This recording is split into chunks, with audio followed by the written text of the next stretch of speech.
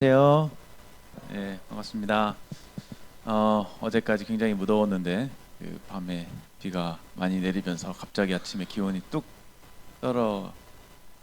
떨어졌습니다. 그래서 아침에 나오는데 어, 바람이 좀 차더라고요. 그래서 옷을 잘못 입고 나왔나 생각될 정도로 갑자기 들이닥친 가을 가을 바람이 너무도 감기를 조심해야겠다 그런 생각을 해보게 됐습니다. 어, 이 기상이 많이 이변이라고 하죠. 기상이 이렇게 많이 변화되었는데 어, 그러다 보니까 가을이 짧아지는 게 아닌가 생각이 들고 올 겨울은 또 많이 춥다고 얘기들 하는 것 같아요. 그래서 모르겠습니다. 이런 기후의 변화에 대해서 어떻게 받아들일지 모르겠지만 정말 주님이 오심이 가까움으로 나타난 징조들인가 이런 생각들도 해보게 되면서 또 마음을 추스리게 되는 것 같습니다. 어, 저희 이제 청년의 공과를 계속 공부해 나가고 있습니다. 오늘 첫 시간 공과 1과를 시작하게 되는데요. 제가 지난 시간에도 말씀을 드렸지만 이 윌리엄 맥도날드 형제님께서 쓰신 참된 제자의 길이라고 하는 이 책을 이제 부교재로 제가 좀 활용을 많이 하려고 하고 있고 이 교재에 있는 내용을 발췌해서 적절하게 배열을 해서 10개 정도의 공과로 나누어 보았습니다. 그 중에서 이제 첫 번째 시간으로 오늘은 너희는 내 제자가 되리라 그리스도인의 어떤 제자로서의 정체성에 관한 말씀을 조금 드리고자 합니다. 지난 시간에 그 서론에 대한 인트로 말씀을 좀 드리면서 우리가 주님께서 우리를 제자로 부르셨다고 하는 그런 정체성을 인식하는 것이 얼마나 중요한가 그런 말씀을 드렸던 기억이 납니다. 오늘도 그것에 좀 연장이 되어져서 제자란 누구인가, 나는 정말 제자인가 이런 것들을 조금 말씀을 드린 다음에 제자는 어떤 사람들인가에 대해서 특별히 요한복음 15장에 나오는 포도나무의 비유를 통해서 좀 더 깊게 생각을 해보고자 합니다. 먼저 제자는 누구인가?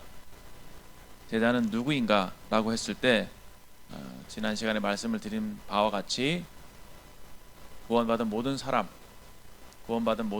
예수님께서 미리 아시고 하나님께서 미리 아시고 선택하시고 먼저 찾아와 주셔서 불러 주셨기 때문에 우리가 구원을 받은 것이다. 주님의 그런 부르심 내지는 초청에 우리가 믿음으로 응답함으로 우리가 주님의 제자가 된 것이죠.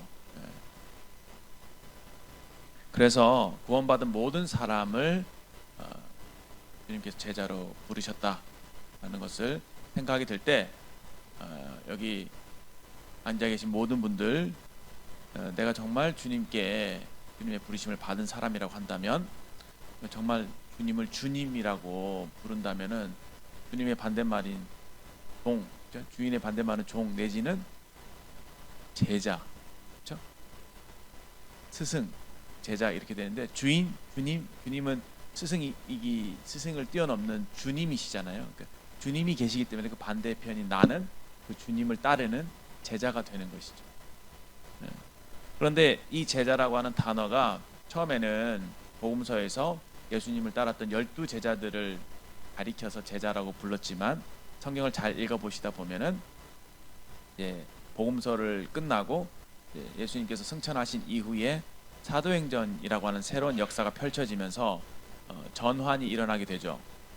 그것은 바로 예수님의 명령을 따라서 전환이 일어나게 되는데 예수님 뭐라고 말씀하시냐면 11명이죠. 11명의 제자들을 두고 하늘로 올라가시면서 명령하신 거예요.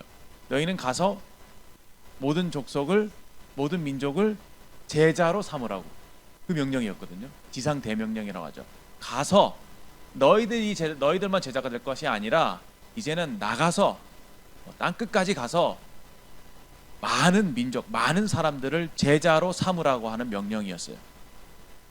그러니까 결국 12명의 사도들에게만 제자라고 하는 신분이 허용된 것이 아니라 그들을 통해서 예수님에 대한 복음을 듣고 예수님을 믿는 모든 사람들이 제자가 되게 된 것이다 라는 것을 그 명령을 통해서도 알 수가 있죠. 그리고 사도행전의 말씀을 잘 살펴보다 보면 제자라고 하는 단어는 곧 예수님을 따르는 그리스도인들과 같은 동의어로 사용된 것을 우리가 확인할 수가 있습니다. 특별히 이제 사도행전에서 제자가 늘어나고 있죠. 제자가 되는 사람이 늘어나고 제자 수가 증가하는 그 과정을 보여주고 있죠. 그런 과정 속에서 그 그리스도인들을 지칭하는 단어가 제자였습니다. 세왕과생 찾지 않고 제가 여기 책에 나와 있는 것들 좀 발췌해서 짤막짤막하게 읽어드리면, 예를 들어서 사도행전 6장 1절에 보시면 그때의 제자가 더 많아졌는데 이런 표현이 나오죠. 그렇죠? 그러니까 계속 복음이 전파되고 있는데 전파됨에 따라 예수님 믿는 사람이 증가하면서 제자들이 더 많아졌다, 그런 말이 되니까 결국은 그리스도인과 신자 이퀄 제자가 되는 것이죠. 그리고 7절에도 보시면 하나님의 말씀이 점점 더 왕성하여 예루살렘에 있는 제자의 수가 더 많아지고 허다한 제사장의 무리도 이 도에 복종하니라. 이 도는 복음이죠. 그렇죠? 예수님을 믿는 십자가의 도죠. 그 예수님을 믿는 그 믿음의 도에 순종하는, 그래서 예수님 믿는 그 사람들이 다 뭐가 됐다고요? 제자가 됐다고요. 그렇게 우리가 볼 수 있습니다. 그 다음에 사도행전 9장에 보면 아나니아라고 하는 사람이 나오는데 그 앞에 붙은 수식어가 다메섹에 아나니아라고 하는 제자가 있더니 이렇게 되죠. 그래서 그렇고 흥미롭게도 사도행전 11장에 보면 안디옥 교회가 나와요. 근데 안디옥 교회가 흥미로운 교회입니다. 이 교회에 교사들이 많았어요. 그래서 하나님 말씀을 가르치는 일들이 많았고 더 복음이 왕성하게 전파되었던 것입니다. 그래서 그 교회에 부흥이 있었는데 어떤 표현이 있냐면 제자들이 안디옥에서 비로소 그리스도인이라 일컬음을 받게 되었더라. 이 그리스도인이라는 단어가 성경에 처음 등장하는 데가 바로 사도행전 11장입니다. 그 별명 그리스도인이라고 하는 크리스찬이라고 하는 별명을 처음 얻었던 교회가 안디옥 교회예요. 왜냐? 그들이 하나님 말씀을 통해 잘 양육이 되어져서 예수님을 닮은 모습들이 더 왕성하게 드러남에 따라서 그들의 삶을 지켜본 주변의 사람들이 안디옥 교회에 있는 그 제자들을 향해서 쟤네들은 너무 그리스도와 같네, 그리스도를 닮아 있네, 그리스도를 따르는 사람들이네 라고 하는 말로써 크리스찬, 그리스도인, 그리스도의 사람이라고 하는 별명을 붙여줬던 것입니다. 근데 이 크리스찬이라고 하는 단어가 오늘날 사실 좀 더 익숙하죠, 여러분들에게는. 그리고 많은 책에는 믿는 자라고 하는 표현을 많이 써요. 책에 보면 신자, 영어로는 believer 이렇게 쓰기도 하고, 크리스찬, 우리 같은 사람들 크리스찬 이렇게 많이 얘기를 하죠. 근데 그 어가 바로 이제 제자, 예수님을 따르는 사람, 이렇게 동의어로 쓰인 것을 보게 될 때 결국은 이제 구원받은 모든 그리스도인들 예수님께서 제자로 부르셨다는 것을 우리가 확인할 수 있고, 그런 면에서 여러분과 제가 참 주님의 제자이구나라는 것을 인식할 수가 있습니다. 그러나 우리가 성경 말씀을 다 보다 보면 그런 모든 그리스도인들이 다 주님의 제자로 사는 것은 아니에요. 그래서 여기 이 책의 제목이 참된 제자의 길이죠. 참된 제자의 길. 참된 제자의 길입니다. 그러니까 사람들이 심지어 그리스도인이라고 할지라도 제자로서 살아가는 이 삶, 이 도에 대해서 오해하고 있고 또는 그 길을 제대로 따라가지 못하고 있는 사람들이 많다라는 겁니다. 그럴 수 있다라고 하는 것이죠. 그래서 우리에게 필요한 것이 주님이 말씀하신 참된 제자란 무엇인가, 어떻게 사는 사람들이라는 것을 우리가 배울 필요가 있는 것이고, 이번 공과를 통해서 그것을 우리가 배워가고자 하는 것입니다. 그러므로 제가 제목을 그리스도의 제자로 살아가는 삶이라고 이 학기 공과 주제를 제목을 붙여 보았습니다. 영어로도 true discipleship이거든요. true discipleship, 참된, 참. 거짓되다라기보다는 예수님께서 또 하나님께서 본래 의도하셨던 제자로서의 합당한, 마땅한 삶, 마땅한 제자의 모습, 마땅히 따라가야 될 그 삶의 방식, 그렇죠? 그것을 말하고 있는 것이죠. 그 말은 다시 뒤집어서 얘기하면은 아무리 그리스도인이라 할지라도 제대로 배우지 않으면 올바른 제자의 길을 살아가기가 쉽지 않다. 내지는 잘못된 자기 나름대로 어떤 인생을 살아가면서 자기는 주님의 제자라고 이렇게 오해할 수도 있다라고 하는 그런 반증이 되는 것이죠. 그 중에서 하나가 이제 오늘날 소위 기독교 종교인들을 많이 생각해 볼 수가 있습니다. 기독교는 참 놀라운 게 성경에 그가 하나님께서 우리에게 믿는 도에 대해서 다 가르쳐 주셨죠. 복음이 다 성경에 다 기록되어 있습니다. 이 복음이 전 세계적으로 전파가 됩니다. 근데 어떤 일이 일어나냐면 그 복음이 또는 기독교라고 하는 이 어떻게 하면 그 믿음의 체계가 각 나라와 민족에 받아들여지고 정착이 될 때 토착화 현상이 일어납니다.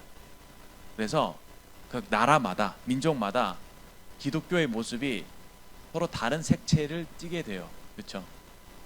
우리나라에 들어왔을 때는 우리나라의 그 민족성, 종교성과 결부가 되면서 한국식 기독교의 모습이 등장하게 되는 것이 탄생하게 되는 것이죠. 그것 중에 하나가 새벽 기도하는 것. 전 세계적으로 새벽 기도하는 나라는 대한민국밖에 없다고 그래요. 그런 것들이 나타나게 되는 거예요. 여튼 이 대한민국 넘어오면서 사람들이 우리 한국 기독교가 이제 한국에 이제 정착이 되면서 우리나라의 사람들의 어떤 종교성을 많이 반영하게 되는데 그 중에 하나가 기복신앙이죠. 지성이면 감천. 그래서 원래 어른들이 어떻게 합니까? 내가 지극정성을 뭔가 다 하면 신이 마음을 감동해서 내가 원하는 것을 들어줄 것이다 라고 하는 그런 믿음을, 강력한 믿음을 가지고 있죠. 그래서 우리나라 사람들이 굉장히 종교에 열심이죠. 기도를 굉장히 열심히 합니다. 기도를 열심히 하는 거, 많이 하는 건 참 좋은 습관이에요. 그런데 여기서 우리가 주의할 부분이 있습니다. 그러다 보니 많은 사람들이 예수님을 따르는 일에 있어서 오해를 하게 되는 것이죠. 그러니까 제가 팬인가 제자인가라고 하는 두 번째 타이틀 제목을 붙여 보았는데요. 실제로 예수님을 믿는 사람들의 삶을 이렇게 살펴보면 그가 진정으로 구원받은 사람이든 단순한 종교인이든 아니면 진짜 참된 신자이든 아니면 그렇지 않든지 간에 상관없이 예수님을 믿는다고 하는 사람들의 삶을 딱 보면은 다른 목적으로 예수님을 따라가고 종교생활하는 사람들이 많습니다. 그러니까 왜 예수님 믿느냐고 했을 때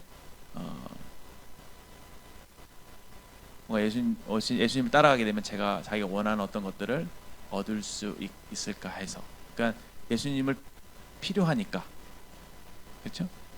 어떤 신의 힘, 종교의 힘 이런 것들이 살아가면서 필요하니까 나의 필요에 따라서 그런 것들을 두는 것입니다. 그런 것들을 의지하게 되는 것이고, 그래서 많은 사람들이 종교를 그렇게 생각을 하고 있죠.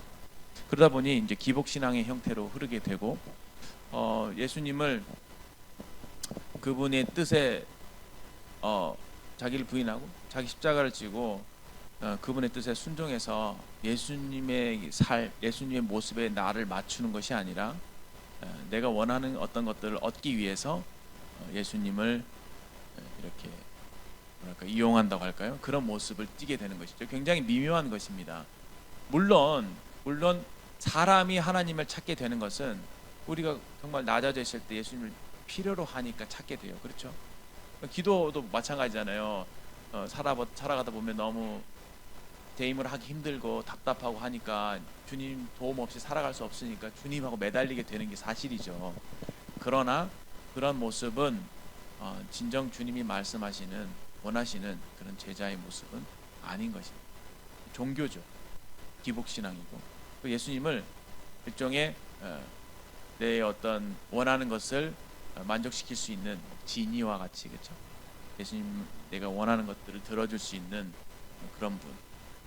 과거에 이 예수님 당시에도 많은 사람들이 그 예수님을 따라가게 되면 이분이 기적을 많이 베풀어서 우리가 우리 가난을 해결해주고 우리에게 먹을 것을 주고 우리를 로마의 압제에서부터 구원해주고, 그러니까 우리가 왕이 되면은 우리가 굉장히 이용하기 좋잖아요, 그렇죠? 그런 어떤 영웅적인 모습으로 예수님을 인식하고 그렇게 예수님을 쫓았던 것입니다. 근데 예수님이 그런 마음으로 따르는 많은 사람들을 기뻐하지 않으셨어요. 그러시면서 너희가 나를 찾는 것은 표적을 본 까닭이 아니라 나에 대한 믿음이 있어서라기보다는 떡을 먹고 배부른 까닭이다. 너희들은 다른 목적으로 나를 찾고 있구나 라고 하면서 그들을 떠나가셨습니다. 그래서 많은 사람들이 사실은 예수님을 처음에는 그런 자기 어떤 원하는 것을 얻을 수 있을까 해서 따랐다가 점점 예수님이 말씀하신 가르침이나 예수님의 모습들이 자신의 생각과 맞지 않음으로 인해서 예수님을 떠나갔던 모습들을 보게 되는 것이죠. 다음 시간에 그런 부분에 좀 더 자세하게 공부를 해보겠지만, 예수님을 따르는 데 있어서는 그 길이 쉽지 않습니다. 예수님 따르는 길이 쉽지 않아요. 왜냐하면 예수님의 길은 뭐죠?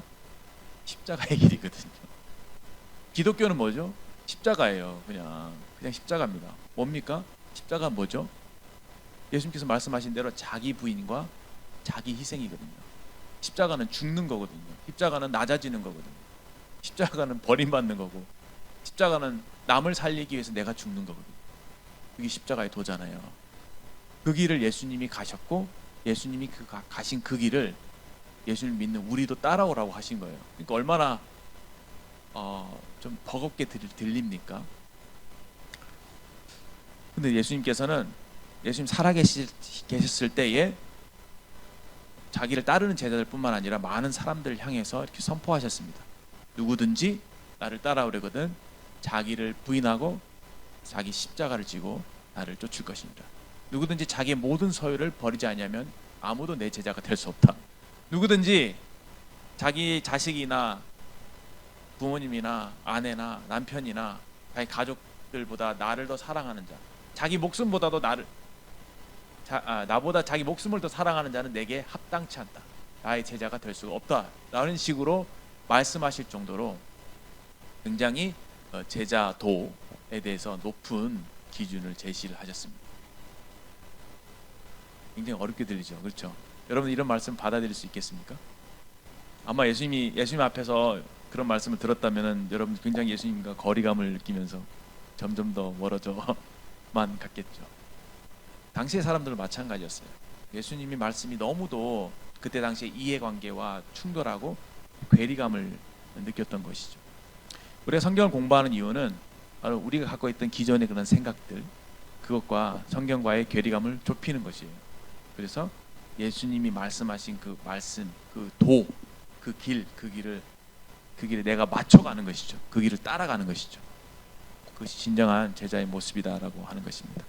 그러면 어떻게 하면 그 말씀이 내게 이루어질 수 있을까? 이렇게 고민해야 되겠죠. 어떻게 하면 나는 나 자신을 부인하고 십자가를 지고 예수님을 따라갈 수 있을까를 구체적으로 고민해야 되는 거 아니겠습니까?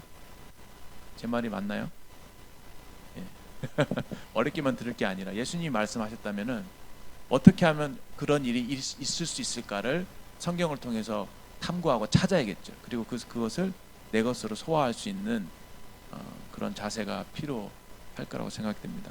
그래서 그 부분을 먼저 말씀을 드리니까 여러분들 마음에 그 말씀을 계속 마음에 염두에 두시고 공과를 공부해 나가시면 좋을 것 같아요. 나는 정말 예수님의 팬인가? 아니면 예수님의 제자인가? 나는 기꺼이 나의 모든 것을 생각과 나의 계획과 나의 자신까지도 부인해 가면서 예수님을 따라갈 의향이 있는가? 그런 마음이 있는가? 그 정도로 예수님을 가치 있게 여기고 있는가?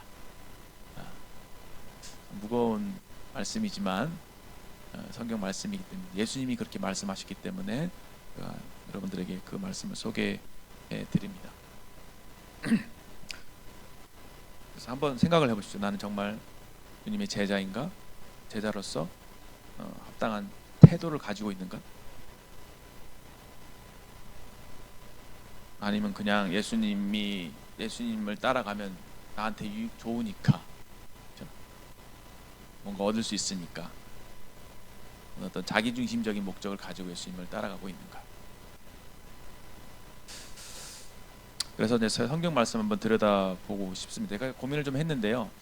제자로서의 정체성이 어떤 부분이 있을까라고 했을 때 주님이 제게 말씀을 생각나게 해주셨는데 요한복음 15장 펴보시면 감사하겠습니다. 15장 8절을 보세요. 15장 8절. 먼저 15장 8절을 보시면 이런 말씀이 있습니다. 너희가 열매를 많이 맺으면 내 아버지께서 영광을 받으실 것이요 너희는 내 제자가 되리라. 너희가 열매를 많이 맺으면 아버지께서 영광을 받으실 것이요 너희는 내 제자가 되리라. 여기서 알 수 있는 주체가 일단은 아버지가 계시죠. 그 다음에 예수님이 계십니다. 그리고 너희가 있죠. 열매를 우리가 많이 맺게 되면 아버지께서 영광을 받으신대요. 그리고 우리가 예수님의 제자가 된다고 말씀하십니다. 여기서 발견할 수 있는 것은 제자의 정체성은 열매를 맺는 것이고 최종적인 목적은 아버지께서 영광을 받으시는 것이다. 이렇게 생각할 수 있습니다. 제가 제자도를 생각하면서 마음에 계속 생각하는 부분은 제자의 사명 내지는 책임 이런 부분이 좀 강합니다. 그러나 그보다 더 중요한 것은 뭐냐면은 하나님의 영광이에요. 우리가 창조된 우리가 부르심을 받은 목적, 궁극적인 목적은 하나님의 영광, 아버지의 영광이고 예수님께서 사실 그러셨거든요. 예수님께서 이 땅에 오셔서 고난을 받으시고 인생의 길을 걸어가시고 가르치시고 사람들 불쌍히 여기시고 죄인들을 위해서 죽으시고 장사된 사흘 만에 부활하시고 하셨던 모든 예수님이 걸어가셨던 그 길의 목적은 무엇이냐? 아버지의 영광이셨습니다. 그래서 저는 감히 제자의 궁극적인 목적은 하나님의 영광이다라고 말씀드릴 수 있을 것 같고 가장 중요한 건 제자는 열매를 맺는 사람이다. 이 부분을 깊이 한번 생각해보세요. 나는 열매를 맺고 있는가? 나는 우리 제자잖아요. 다 제자라고 인정하시죠? 네. 성경 여러분들 제자라고 말씀하고 계십니다. 제자인 나는 열매를 맺고 있는가? 하나님이 기뻐하실 만한 열매를 많이 맺고 있는가? 중요한 질문이에요. 먼저. 두 번째, 그런 게 좀 부족하다? 또는 뭐 어느 정도 있는 것 같다? 이제 여러 가지 생각이 들겠죠. 그렇다면 어떻게 하면 하나님이 기뻐하시는 열매를 맺을 수 있을까에 대해서 고민하게 되겠죠. 이것은 이 말씀은 본문 말씀으로 제가 드리고요. 분반에서 좀 같이 말씀을 통해 좀 찾아보시고 묵상해 보시면 좋을 것 같아요. 너무 주옥 같은 구절들이 많이 있어서 제가 나눠드린 유인물에 분반 시간에 나눌 수 있는 질문들을 몇 가지를 제시해 두었습니다. 특히 이번 질문 같은 경우는 좀 한번 찾아보세요. 얼마나 주님 안에 거하는 삶이 좋은 것인지, 그것이 가져다 주는 유익이 어떤 것인지, 이런 것들을 예수님이 뭘 약속하셨는지 한번 찾아보시면 좋을 것 같습니다. 일단 이 말씀을 배경을 좀 말씀을 드리면 1절부터 보시면 나는 참 포도나무여라고 되어 있죠. 그리스도를 따르는 제자와의 관계를 예수님은 포도나무와 가지에 비유하셨습니다. 그리고 여기 아버지께서는 농부라고 말씀하고 계시죠. 농부는 포도원을 소유하고 계시고 포도원을 가꾸는 일을 하고 포도의 열매를 취하는 일을 하죠. 포도밭의 주인인 거예요. 주인인 동시에 농부는 일을 하는 분이십니다. 예수님께서는 이 땅에 계실 때 열심히 일을 하셨어요. 잠도 못 주무시면서 사람들 쫓아다니시면서 찾아다니시면서 복음을 전하시고 가난한 자들에게 도와주시고 병든 자를 고쳐주시고 하나님의 복음을 전파하시고 그렇게 사셨는데, 그렇게 하셨던 마음의 그 동기가 뭐냐면은 아버지께서 일하시니 나도 일한다 였습니다. 그러니까 예수님 마음속에는 하나님 아버지께서 열심히 일하고 있는 그 농부의 이미지를 가지고 계셨다고 하는 겁니다. 그 일하고 계셨던 그것의 어떤 대상은 누구일까요? 대상은 바로, 그렇죠, 하나님께서 창조하신 사람입니다. 하나님은 사람에 관심을 갖고 계시죠. 근데 구약 시대에 하나님께서 처음 선택하신 민족이 바로 이스라엘 민족입니다. 그런데 이스라엘 민족이 어떠했느냐? 이스라엘 민족이 열매를 맺지 못했어요. 하나님께서 열심히 포도나무를 가꾸셨는데 그 이스라엘이 포도나무로서 열매를 잘 맺지 못했습니다. 그것을 나타내주는 이제 구절이 이제 이사야 말씀인데 한번 찾아볼까요? 이사야 5장 보시면 여기 손을 넣으시고 이렇게 표현하고 있습니다. 이사야 너무 기니까 몇 구절 제가 조금 보시면 5절에 보시면 땅을 파서 돌을 제하고 극상품 포도나무를 심었도다. 이스라엘을 향한 하나님 아버지의 마음이 이러합니다. 하나님께서 땅을 파고 돌을 제하고 극상품 포도나무를 심는 것처럼 이스라엘을 선택하시고 사랑하시고 그들을 돌봐 주신 것이죠. 그 이스라엘을 위해서 일하신 분이십니다. 그 중에 망대를 세웠고 또 그 안에 술틀을 팠도다. 여기 보세요. 좋은 포도 맺기를 바랐더니 어땠다고요? 들포도를 맺혔다고요. 포도나무인 이스라엘이 좋은 열매를 맺기를 바랬는데 하나님이 열심히 포도나무에 대해서 위해서 일하셨음에도 불구하고 그 결과가 좋은 포도가 아니라 들포도. 쉽게 말하면 잘 모르겠어요. 들포도 어떻게 생겼는지. 아무래도 좀 맛이 없는 포도겠죠. 포도, 이게 과일의 생명은 단 것이죠. 만약에 과일이 쓰거나 떨거나 너무 이제 단맛이 없어 밍숭밍숭하거나 그러면은 그 과일로서의 가치가 떨어질 수밖에 없죠. 그렇죠? 그 농부가 어떤 과일을 재배하는, 특히 포도를 재배할 때는 달고 맛있는, 그렇죠? 그 포도를 얻고자 하는 목적으로 포도나무를 가꾸는 것이죠. 그런데 이스라엘이 좋은 포도가 아니라 나쁜, 질이 나쁜, 질적으로 떨어지는 포도 열매를 맺혔다고 하는 것입니다. 그래서 하나님께서 이에 대해서 탄식하시면서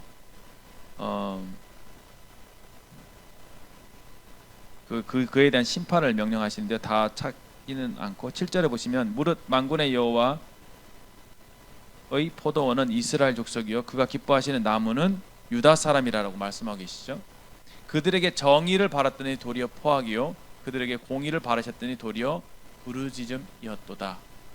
하나님께서 기대하셨던 이스라엘에게서 얻고자 하셨던 열매는 정의와 공의와 여기 보면은 정의와 공의라고 하는 그 의였습니다. 그러니까 결국 어떤 의미냐면은 하나님께서 이스라엘을 선택하시고 그들에게 복을 주시고 그들을 위해서 일하실 때 뭘 기대하시냐면 그들을 통해서 하나님의 어떠하심이 드러나는 거죠. 하나님의 공의와 하나님의 사랑과 하나님의 선하심과 이런 것들이 민족적으로 이스라엘 민족 통해서 드러나므로 그 이스라엘 민족을 통해서 다른 민족들을 복 주시기를 원하셨던 거예요. 그러니까 하나님의 영광을 위해 창조했다는 말은 그런 말입니다. 우리를 통해서, 사람을 통해서 하나님의 어떠하심이 나타나도록 하셨다. 그것이 이제 하나님께서 사람들에게 기대하셨던 열매인 것이죠. 그 비유가 좀 이렇게 이해가 되십니까? 그런데 이 포도나무인 이스라엘이 포도나무로서의 기능을 제대로 하지 못했고 좋은 열매를 맺혀드리지 못했습니다. 하나님께서 바라셨던 공의와 정의가 아니라 여기 포악과 부르짖음이라고 하는 아주 가혹한 현실을 그들에게 하나님께 내비치게 됐던 것이죠. 실제로 이스라엘의 역사를 보게 되면 하나님을 사랑하고 또 하나님으로부터 말미암아 여러 가지 이웃을 사랑하는 모습, 자비하고 긍휼한 모습 이런 것들을 나타내기보다는 그들이 우상을 섬기고 그렇죠. 우상을 쫓아감으로 인해서 그들에게는 공의가 없어지고 가난한 사람들을 압제하고 간음하고 그렇죠. 여러 가지 도둑질하고 서로 포악하게 서로 폭력을 행사하고 그런 여러 가지 하나님 말씀을 떠난 모습들이 나타나게 된 것입니다. 그래서 하나님께서 그들을 이방인의 손에 파심으로 징계하게 되셨고 이스라엘 역사를 통해 보게 될 때 항상 이스라엘은 하나님을 거역하고 반역하고 하나님 마음을 아프시게 하는 그래서 하나님의 징계를 받는 모습으로 점철되고 있습니다. 그래서 예수님께서 오셨을 때 자신에 대해서 어떻게 말씀하냐 나는 참 포도나무다. 그 전에 있었던 이스라엘이 포도나무로서의 기능을 제대로 하지 못한 그런 쓸모없는 그런 포도나무가 되었다고 하는 것입니다. 이 말씀과 함께 이왕 여신 김에 에스겔서 15장 말씀을 보시면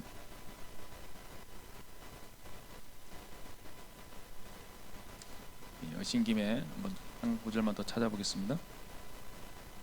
에스겔서 15장 1절부터 보시면 여호와의 말씀이 내게 임하여 이르시되 인자야 포도나무가 모든 나무보다 더 나은 것이 무엇이랴 숲속의 여러 나무 가운데 있는 그 포도나무 가지가 나은 것이 무엇이랴 그 나무를 가지고 무엇을 제조할 수 있겠느냐 그것을 무슨 그릇을 걸 못으로 만들 수 있겠느냐 불에 던져 땔감이 될 뿐이라 불이 그 두 끝을 사르고 그 가운데 태웠으면 제조에 무슨 소용이 있겠느냐 그것이 온전할 때도 아무 제조에 합당하지 아니하였거든 하물며 불에 살라지고 탄 후에 어찌 제조에 합당하겠느냐.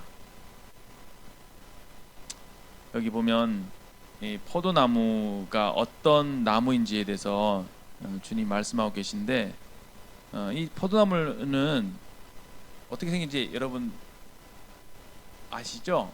어떻게 생긴 기억나시나요? 포도나무는 넝쿨나무예요. 등나무 기억이 나시나요? 등나무 학교 같은데 보면 있잖아요. 벤치 앉아 있으면 이렇게 이런 구조물에 기둥의 밑에다가 나무를 심으면 기둥을 타고 올라가서 위로 이렇게 잎사귀가 넓게 펴지면서 진한 그늘 형성하게 되죠. 딱 그 모습이에요. 근데 포도나무도 마치 그와 같은 덩쿨 식물이거든요.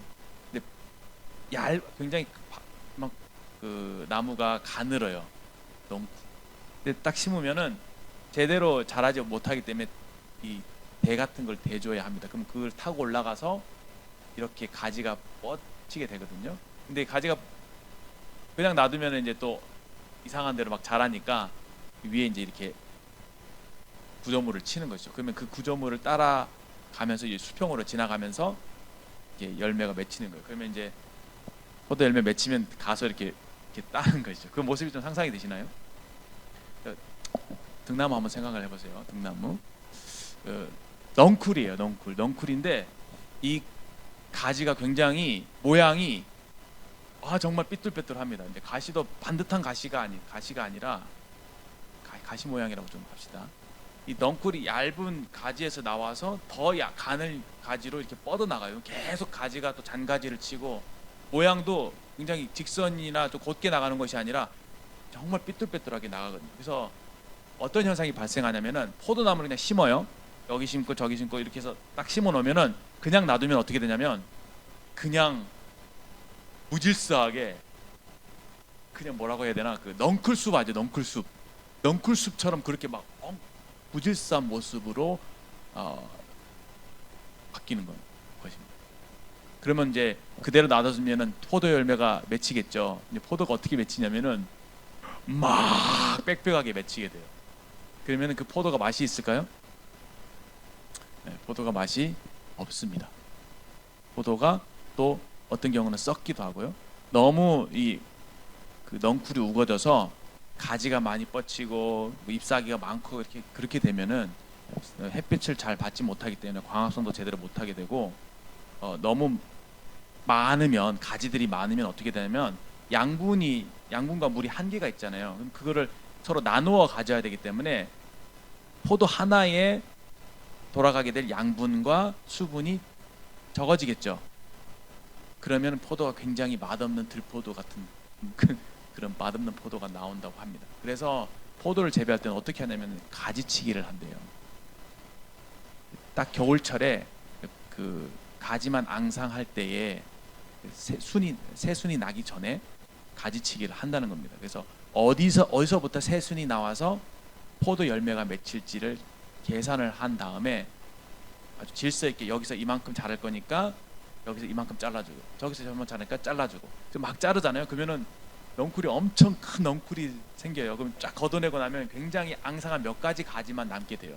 그런데 신기하게도 그 가지 속에서 다른 잔가지들이 이렇게 나면서 포도 열매가 맺히는데, 묵은 가지에서는 잘 안 맺히고 새 가지에서 이렇게 순이 나면서 열매가 맺히게 된다고 합니다. 제가 농사 전문이 아니기 때문에 찾아보긴 했는데 제대로 설명했는지 모르겠어요. 여튼 핵심은 뭐냐면은 선택과 집중이에요. 선택과 집중이더라고요. 그러니까 새순에서 포도가 양분이 공급이 나서 양분이 공급이 되고 정말 알찬, 그리고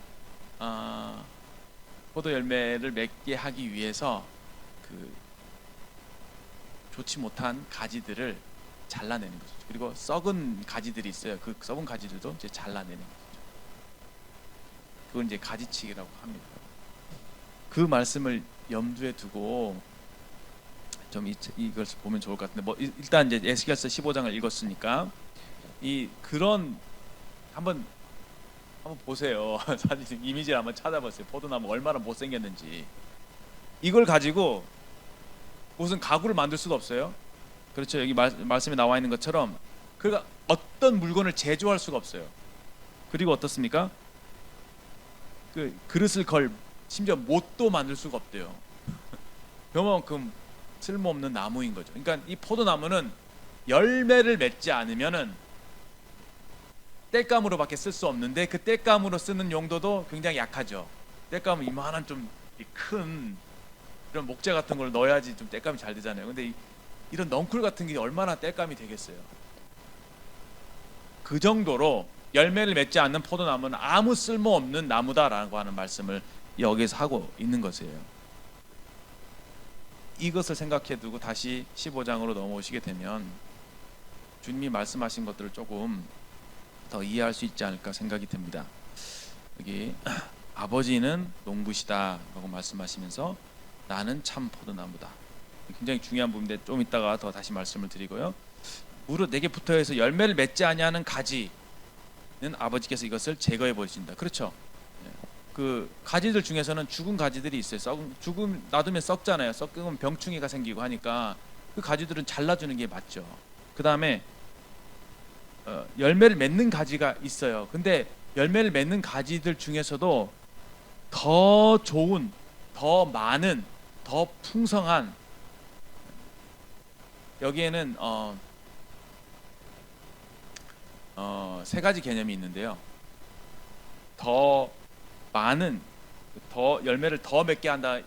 여기에는 첫 번째는 양이 많고, 두 번째 개수가 많고, 양 많고 개수 많고, 그 다음에 질적으로 아주 맛있는 그 포도를 얻기 위해서 농부는 최선을 다합니다. 그 중에 제일 중요한 작업이 가지치기 작업이에요. 그런 양분을 하고 뭐 물을 주고 뭐 관리하고 이런 것들은 두 번째 일이고, 그 일은 제껴놓고 여기 15장에서는 특별히 가지치기에 대해서만 얘기하고 있어요. 농부가 그 일을 위해서 열심히 가지치기를 한다는 것입니다. 여기 그것을 깨끗하게 하시느니라, 이 말씀이 깨끗하게 한다는 표현이 영어로 prune 한다고 해요. 가지치기 한다, 잘라낸다는 얘기예요. 그러니까 우리말에 하면 머리를 정리한다, 손질한다, 그런 말 하잖아요. 그렇죠? 정리한다는 개념이에요. 무질서하게 나있던 가지들을 잘라내고 솎아내고 해서 질서를 잡아 나간다라고 하는 것입니다. 깨끗하게 하시느니라. 그러면서 이제 주님 말씀하신 것이 너희는 내가 일러준 말로 이미 깨끗하게 주시니, 진리의 말씀이 여러 가지 우리에게 무질서한 것들을 어떻게 질서를 잡아주시는 거죠. 깨끗하게 해주시는 거죠. 우리는 하나님 말씀을 거듭나게 되므로 우리는 깨끗한 사람이 되었습니다. 깨끗하다는 말과 그 가지치기 하다라고 하는 말이 동의어로 사용되어진 것을 알 수가 있습니다. 그러니까 때로는 여기서 어떤 교훈을 얻을 수 있냐면, 하나님께서는 가지치기를 하세요. 왜냐하면 잘 생각하셔야 돼요, 여러분. 나는 포도나무니까 열매를 맺으면 되지, 뭐 열매만 맺으면 되지, 이거 아니에요. 그렇죠? 농부 입장에서는 열매는 무조건 달고 맛있어야 돼요. 열매는 무조건 풍성해야 돼요. 그래야지 상품 가치가 있고, 그래야지 농부가 만족을 하거든요.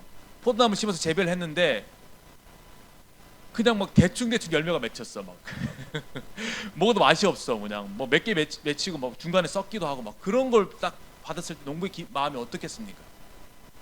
그거는 정말 그 포도나무의 진심인 농부라면은 그거는 그 농부에 대한 모독이에요. 그렇죠? 불명예스러운 거죠.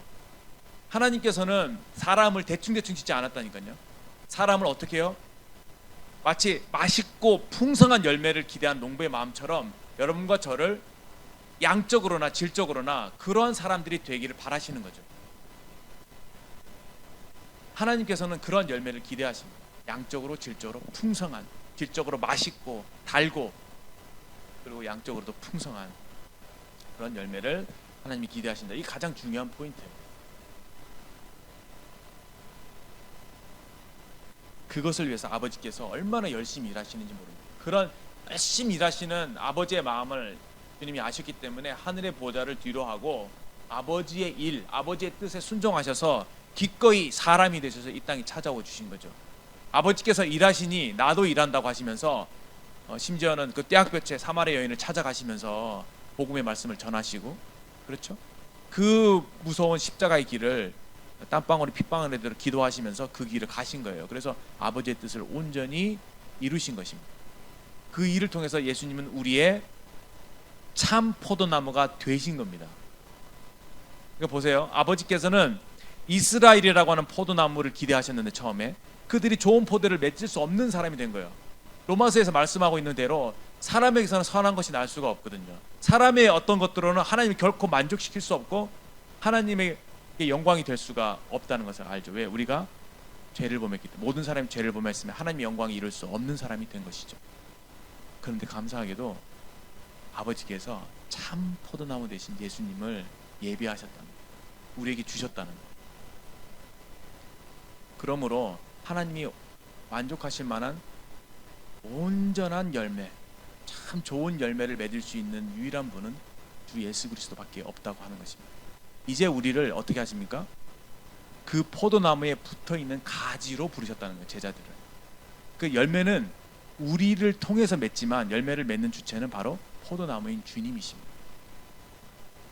그 중요한 원리예요. 여러분과 제가 겉으로 볼 때는 그렇죠, 여전히 뭐 죄성이 남아있죠. 그리고 연약한 모습, 부족한 모습들 많이 있습니다. 인간 시몬이잖아요. 베드로로 불러주시지만 여전히 시몬이 모습들이 많거든요. 그런데 주님 우리를 베드로가 되게 하셨죠. 언제 그게 가능하느냐? 언제 하나님이 기뻐하실 만한 그런 열매를 맺을 수 있느냐? 예수님께 그냥 붙어 있을 때, 예수님 안에 거할 때, 가지가 포도나무에 그냥 붙어 있을 때. 이쯤 되면 질문이 나와야죠. 그러면은 가지가 포도나무에 붙어 있다는 말은 구체적으로 내 삶에 어떻게 이루어질 수 있습니까? 그건 무슨 말입니까? 실제로 그 어떤 것들이 제 삶에 이루어져야 되는 것입니까? 그런 질문이 생기지 않습니까? 한번 나눠보십시오. 그런 경험이 있으신지, 정말 여러분 주님 안에 거하는 삶을 경험해 보시고 느껴보신 적이 있는지, 주님 안에 거하는 것은 이런 것이야 라고 말씀하실 수 있는지. 놀랍습니다. 그리스도의 삶은 그냥 주님 안에 붙어 있잖아요. 주님이 나를 통해서 일하시기 때문에 주님의 아름다운 모습이 그냥 드러날 수밖에 없습니다. 어떤 면에서 전도가 어려운 이유는 내가 예수님을 온전히 드러내지 못하기 때문이 아닌가 생각이 되어져요. 내 삶이 복음이 되면 전도하기가 너무 쉽겠죠. 예수님을 그냥 내 삶을 통해 자랑하게 되는 것이죠. 내 삶을 볼 때 사람들이 와, 너는 어떻게 그렇게 다르니? 널 보고 있으면 정말 예수님을 보는 것 같아. 그런 말을 사실 듣는 것이 정상이지 않을까 생각이 듭니다. 그냥 주님이 우리에게 명령하시죠. 내 안에 거하라. 주님 얼마나 자비하신지 나도 너희 안에 거하리라.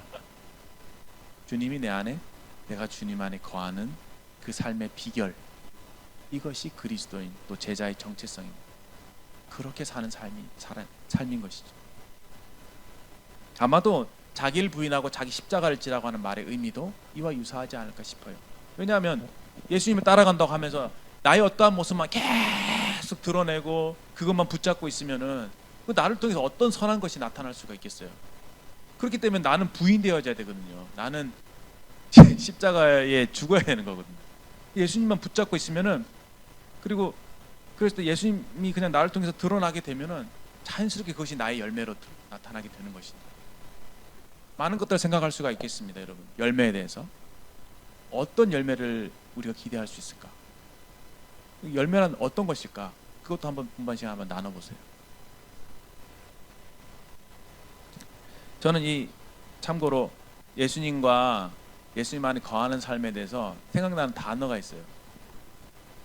주님과 티키타카가 잘 되고 있는 것. 주님과 티키타카가 잘 되고 있는 것. 그것이 주님 안에 거하고 있다는 것의 어떤 증거이지 않을까? 내가 주님과 티키타카가 잘 되고 있다? 그럼 정말 주님 안에 잘 거하고 있는 것이라 생각합니다. 죄송합니다. 여기 거한다는 말을 설명을 빠뜨렸는데 영어로 하면 remain이에요. remain. 머무르다, 그렇죠? remain 때는 또는 abide, 그렇죠? 머무르다. 계속 주님과 함께 주님 안에 머물러 있는 삶. 지속성을 내포하고 있습니다. 우리가 구원받을 때 주님과 관계가 회복이 되잖아요. 근데 그것에 그치는 것이 아니라 날마다 주님과의 우리가 1학기 때 배웠던 사귐, 그렇죠? 사귐을 통해서 주님과 주님 안에 계속 거해야 합니다. 내가 주님과 사귀고 있는지는 어떻게 알 수 있느냐? 그 중에 하나가 티키타카가 잘 되고 있습니다. 한국 기독교인들은 기도를 많이 하잖아요. 일방적으로는 잘 돼요. 기도, 내 안에 있는 많은 소원들, 막 내가 하고 싶은 말들 막 주님 앞에 막 일방적으로 털어놓죠. 근데 그렇게 하고 일어섭니다. 휙 나가버려요. 일방향이죠. 대화가 아닙니다. 교제가 아닙니다. 기도를 했잖아요. 그럼 주님 뭘 말씀하실지 들어야 되는 것이죠. 듣고 주님 이렇게 말씀하시네. 그럼 내가 또 다시 거기에 대해서 믿음으로 반응하고 응답하고, 그때 주님이 또 다시 말씀하시고 듣고 다시 응답하고, 이런 티키타카, 이게 대화잖아요. 그것이 실제로 그리스도인 삶에 일어날 수 있습니다. 그리고 일어나야 마땅하고 이게 정상적인 그리스도인 삶이라고 말씀드릴 수 있습니다. 나는 주님 안에 거하고 있는가? 열매에 대해서는 많은 것들 생각할 수 있겠지만 성령의 열매이죠. 성령의 열매. 여러 가지가 있잖아요. 처음에 등장하는 것이 사랑, 희락, 화평, 오래 참음, 자비, 양선, 충성, 헷갈립니다. 저는. 사랑.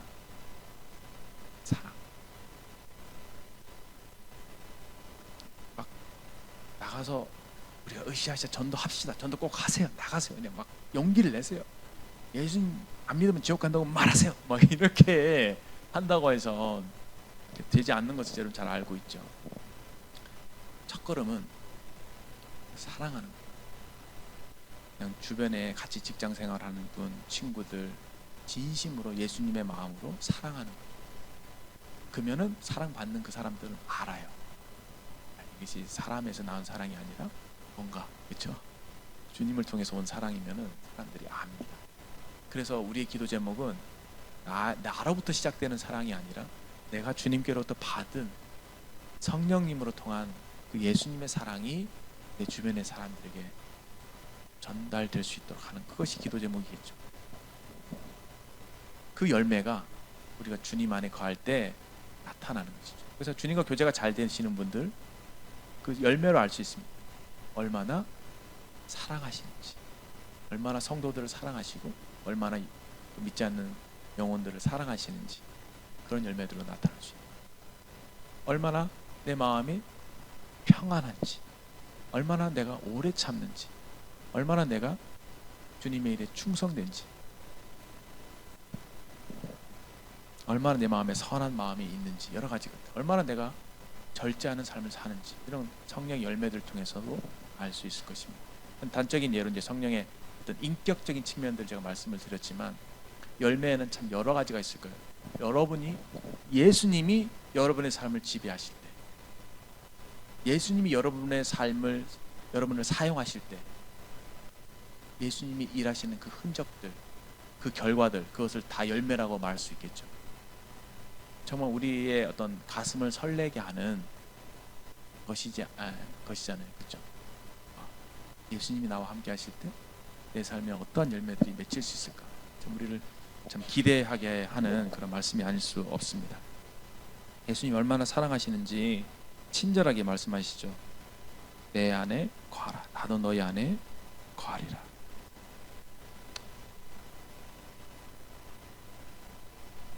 사실은 그래서요, 좀 교훈적으로 생각해 봤을 때 아버지께서 이게 열매를 맺는 가지는 더 열매를 맺게 하려 해서 이게 가지치기를 한다, 이제 깨끗하게 한다, 그런 말씀을 하시잖아요. 그래서 하나님께서 우리의 삶에 이 불순물들이 많잖아요, 그렇죠? 불순물들이 많으면 온전한 열매를 맺을 수가 없거든요. 그래서 우리 삶에 하나님이 가지치기 하시는 영역들이 있습니다. 하나님이 원하시는 것은 베스트예요, 베스트. 포도나무는 극상품이어야만 합니다. 그렇죠? 여러분들 뭐 돈 비싸게 주고 음식을 시켰어요. 그렇죠? 맛있어야만 하죠. 음식은 맛있어야만 하죠. 맛집 갔어요. 맛있어야만 합니다. 맛있지 않으면 죄예요. 그렇죠? 우스갯소리로. 하나님 마음이 이해가 되십니까? 그 공을 들여서 키운 그 포도나무, 그곳에서 아름답고 풍성하고 달콤한 열매를 기대하시는 하나님의 마음. 근데 그것을 온전히 이루실 수 있는 분이 주 예수 그리스도. 그러므로 그분은 참 포도나무이십니다. 은혜로 우리를 불러주셨죠. 너희는 가지야. 너희는 내 안에 있어. 계속 내 안에 거하기만 하면 너희들은 나를 통해서 풍성한 열매를 맺을 수 있을 거야. 그렇게 주님이 약속해 주시는 것이죠. 여기 놀라운 약속들이 많이 표현되어 있습니다. 보시면 너희가 나를 떠나서 아무것도 할 수 없다고 말씀하시면서 실제로 그래요. 열매를 기대하고 우리를 부르셨는데, 그렇죠? 만약에 열매를 맺지 못한다면 정말 쓸모없는 나무가 되잖아요. 여러분, 그래요. 사실 여기 여러분들 얼마나 자존감을 높게 갖고 계신지 모르겠지만 세상에는 정말 잘난 사람들 많습니다. 열심히 사는 사람들 많고, 여러분 유튜브나 인스타 잘 들어보세요. 그렇죠? 멋있고 세련되고 나이스하게 사시는 분들 많죠? 전혀 부러워할 필요가 없습니다. 예수님을 통하지 않고는 결코 좋은 열매를 맺을 수가 없고, 좋은 열매 맺지 않는 삶은요, 하나님 보실 때 그냥 쓰레기예요. 여기 말씀처럼 하나님 보실 때 예수님을 통한 열매가 없는 삶은 하나님 보실 때 아무 쓸모가 없는 삶이기 때문에, 여기 말씀처럼 가지처럼 그 불에 던져 사른다고 했죠. 정말 명확하지 않습니까? 좀 말씀이 두렵기도 해요. 얼마나 내가 주님 안에 거하기를 사모해야 되는지 생각하게 됩니다. 주님 없이 모든 일 헛되어라, 그런 찬송가 가사도 있잖아요. 정말 헛됩니다. 세상에 사람들이 꼭 자기 개발, 막 여러 가지 많은 일들을 하잖아요. 뭐 세상에 기여하고 공헌하고, 뭔가 자기가 아니면 뭐 세상이 안 될 것 같고, 막 정의감에 불타서 막 사회운동도 하고, 다양하게 각각 자기 나름대로의 생각에 옳은 대로 살아가고 있죠. 나름대로 기준과 목표를 가지고. 그러나 주님 안에 있지 않으면 그 모든 것들이 다 아무런 의미가 없다. 왜냐? 우리를 만드신 분이 하나님이시기 때문에, 하나님 만드신 우리들은 하나님 목적대로 살을 때 비로소 우리의 가치를 발견하게 되는 것이고, 그럴 때에만이 하나님께서 영광을 받으신다고 하는 것이죠. 얼마나 우리에게 주님이 특권을 주셨습니까? 그렇죠? 우리가 주님의 가지로 부르심을 받았다는 것은 정말 엄청난 특권이 아닐 수 없습니다. 이런 약속을 주십니다. 7절에 너희가 내 안에 거하고 내 말이 너희 안에 거하면 무엇이든지 원하는 대로 구하라 까지, 그렇게까지 말씀하십니다. 그러니까 주님과 이 연합이라기보다는 주님과 교제라고 합시다. 친밀한 교제. 그 영어로 표현하면은 우리는 주님과 유니온된 사람들, 연합된 사람들이에요. 구원받은 사람들 모두가 다 주님께 붙어 있는 가지가 된 겁니다. 관계적으로. 그렇죠. 이제 계속 주님 안에 거하는 삶을 사는 겁니다. 커뮤니언. 주님과 계속 교제하는 거. 계속 주님과 교제하게 될 때 주님께로부터 좋은 것들, 양분과 물과 이런 것들을 공급받게 돼서 자연스럽게 내가 하려고 막 애쓰고 그러지 않아도 자연스럽게 그 열매가 맺혀지는 거죠. 무슨 말인지 아시겠죠? 그냥 예수님 안에 거하게 될 때, 그분과 좋은 교제 가운데 있게 될 때 주님이 우리를 통해서 일하십니다. 저절로 열매를 맺습니다. 네, 여러분과 저는 가지니까. 그렇기 때문에 주님 안에 거하고 주님 말씀이 우리 안에 거하면 무엇이든지 원하는 대로 구할 수가 있는 거예요. 왜냐하면 그때 비로소 주님과 온전한 교제 가운데 있을 때 주님의 뜻이 내 뜻이 되니까. 주님의 뜻대로 구하는 것들은 하나님 반드시 응답하시니까. 그 기도 응답에 대한 비결이 여기도 숨겨져 있는 것입니다. 8절에 너희가 열매를 많이 맺으면 내 아버지께서 영광을 받으실 것이요 너희는 내 제자가 되리라. 그 다음에 9절 아버지께서 나를 사랑하신 것 같이 나도 너희를 사랑하였으니. 엄청난 표현이죠. 아버지께서 나를, 예수님을 얼마나 사랑하시는지 여러분 아세요?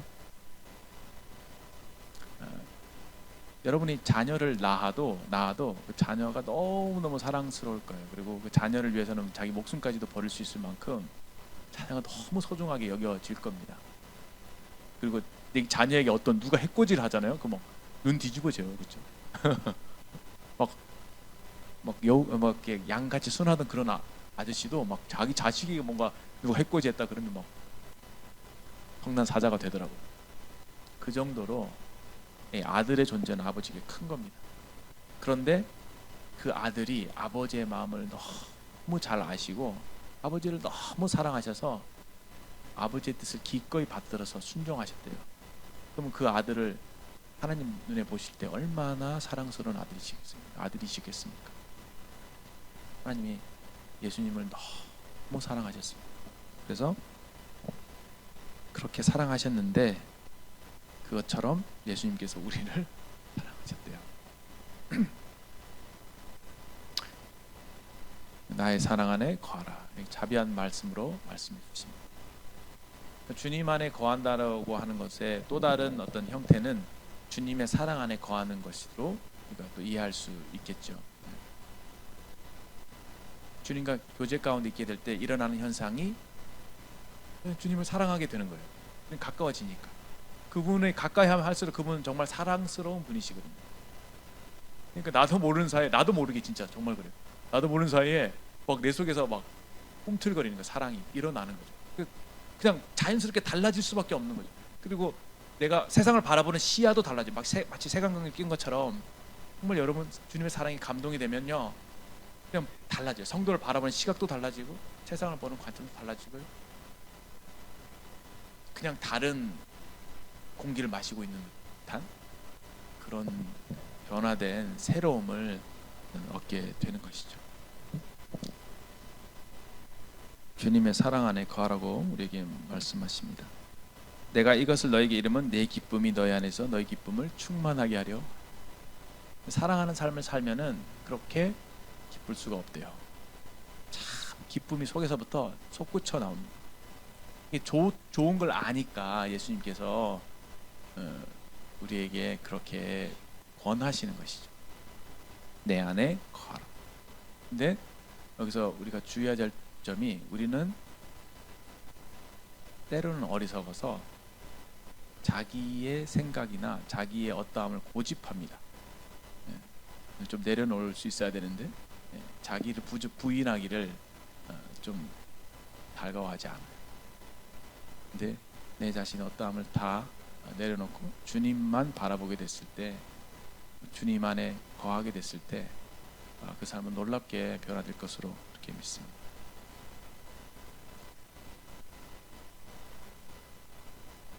이런 부분들을 한번 마음에 이렇게 묵상해 보시면 참 좋을 것 같다 생각이 듭니다. 이 말씀을 여러분들의 어떤 인생의 모토로 삼아도 좋아요. 좌우명으로 삼아도 좋습니다. 어떠한 일이 있어도 주님 안에 거하는 삶을 살리라. 주님으로 말미암아 하나님 아버지께 풍성한 열매를 맺혀드리리라. 적당히 살지 않으리라. 맛없는 포도가 되지 않으리라. 하나님 보실 때 내 삶이, 내 인격이, 나의 어떠함이 예수님으로 말미암아 참 달고 맛있는 포도가 되리라. 근데 여기서 느껴지는 생명력 있죠. 참 포도나무, 찐 포도나무, 좋은 포도나무, 생명력으로 충만한 포도나무, 그 포도나무에서 맺히는 열매는요 클 수밖에 없겠죠. 포도송이 더 크고 달고 맛있을 뿐만 아니라 막 포도 열매도 많이 맺히고, 우리 삶이 주님 안에 거하게 될 때 그렇게 풍성해진다는 거, 넉넉해진다는 거. 내 어떤 소유의 많고 적음에 관계없이 그 마음이 얼마나 넉넉해지냐면, 그냥 그렇죠. 뭐 과부의 2랩돈 충분히 나의 전 재산 충분히 팔 수 있고, 그리스도를 위해서라면 그냥 자기 목숨도 아까워하지 않을 만큼 그와 같이 행복한 상태에 들어갈 것이라고 생각이 됩니다. 모르겠어요. 제가 너무 로망스럽게 이것을 생각하고 있는지 모르겠지만, 제가 과거에 이 말씀을 청년 때 그 1년의 모토가 되는 말씀으로 이 말씀 뽑잖아요. 이 말씀 뽑았어요. 뽑지 않고 이제 연초 말씀으로 듣다가 갑자기 주님이 저한테 주님 안에 거하라고 하는 그런 어떤 말씀을 하시는 걸로 내가 개인적으로 받아들이고 그런 방향으로 계속 살았거든요. 그런데 실제로 그런 것들을 좀 많이 경험했습니다. 내 힘으로 사는 것이 아니라 내 안에 주님이 사시는 그런 경험들을 하게 될 때 참 신기하다, 참 행복하다, 참 놀랍다. 어떻게 내게서 이런 것들이 나타날까? 그런 것들을 경험했던 시절이 여러분 나이 때에 있었습니다. 충분히 여러분도 그러실 수 있으리라고 생각이 되고요. 나이에 많고 적음에 관계없어요. 신앙의 연륜이 많고 적음에 상관없습니다. 바로 지금 오늘 여러분 주님 안에 거하시면, 주님과 충만한 교제를 나누시면 여러분 삶을 하나님께서 놀랍게 사용하실 것이라고 그렇게 생각이 됩니다. 기도하고 시간을 마치도록 하겠습니다.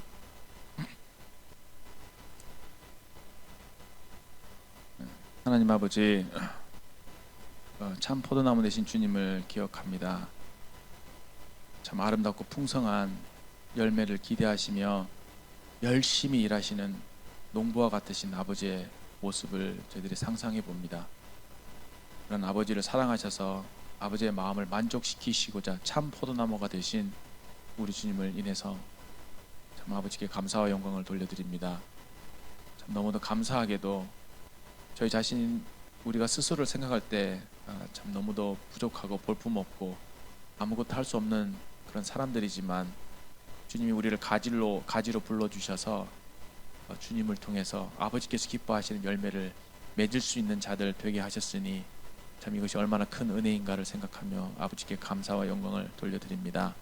아버지 하나님, 이 말씀이 저희들의 참 마음속 깊이 새겨지게 해주시고 좀 실제로 저희들의 삶에서 주님 안에 거하는 그런 삶이 되게 해주셔서 주님으로 말미암은 열매를 많이 맺혀드림으로 아버지께서 영광을 받게 되시기를 간절한 마음으로 부탁을 드립니다. 아버지 하나님, 저희가 말씀을 깨닫는데 참 둔한 자들입니다. 참 성령님을 통해서 이 말씀을 더욱 밝혀주시기를 바라며 이 말씀이 우리 삶에 이루어질 수 있게 해주시기를 간절한 마음으로 부탁을 드립니다. 이후에 분반 시간을 통해서 또 성령의 교통하심이 있게 해주시고, 이 말씀을 서로 교제할 때 우리 서로가 서로를 통해서 주님의 음성을 듣게 해주시기를 간절한 마음으로 부탁을 드립니다. 예수님의 귀하신 이름으로 감사하며 기도합니다. 아멘.